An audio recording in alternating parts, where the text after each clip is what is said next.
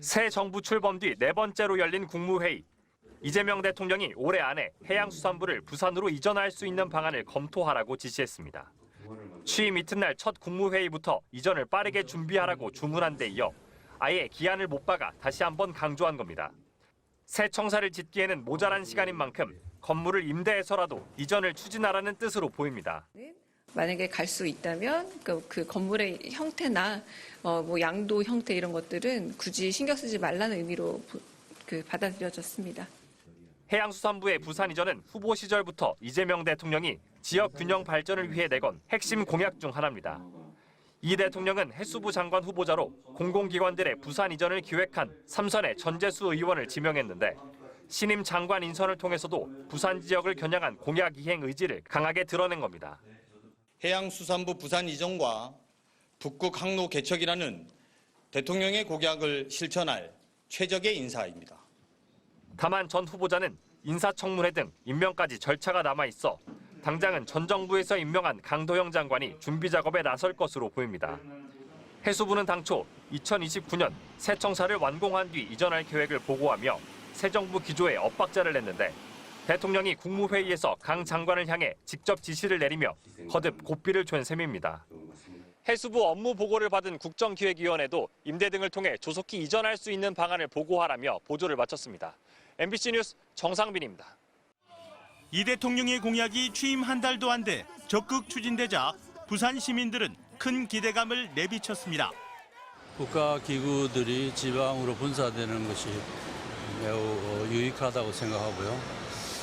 정부가 부산의 발전을 위해서 특단의 대책을 세워주시면 해수부 연내 이전에 따라 침체된 부산 경기에 활력이 될 거란 희망입니다.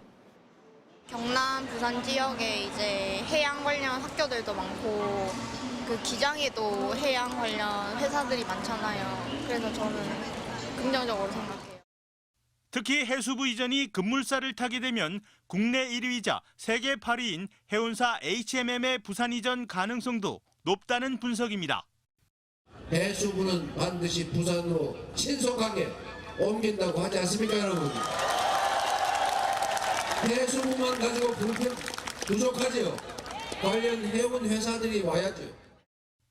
장기적으로는 해수부 연내 이전이 북항 재개발 사업의 불확실성을 해소하고 사업 추진에 동력이 돼줄 것이란 전망입니다. 토탈 패키지가 형성되는 겁니다. 그래서 회사부문 만들어지고 해운 관련한 모든 것들의 어떤 클러스터링이 향해 가는 거니까. 북항 재개발 부지를 청사로 염두에 뒀던 부산시는 해수부에서 임대 공간 마련 요청이 오면 관련 사항을 적극적으로 파악하는 등 이전에 최선을 다하겠다고 밝혔습니다. 또 해수부 직원과 가족의 이주를 도울 TF를 구성하고 정주 여건 개선을 위한 조례 정비도 추진될 계획입니다. MBC 뉴스 이두원입니다. 해양수산부 부산 이전은 이재명 대통령이 당 후보 경선 때부터 밝힌 대표 공약 중 하나입니다.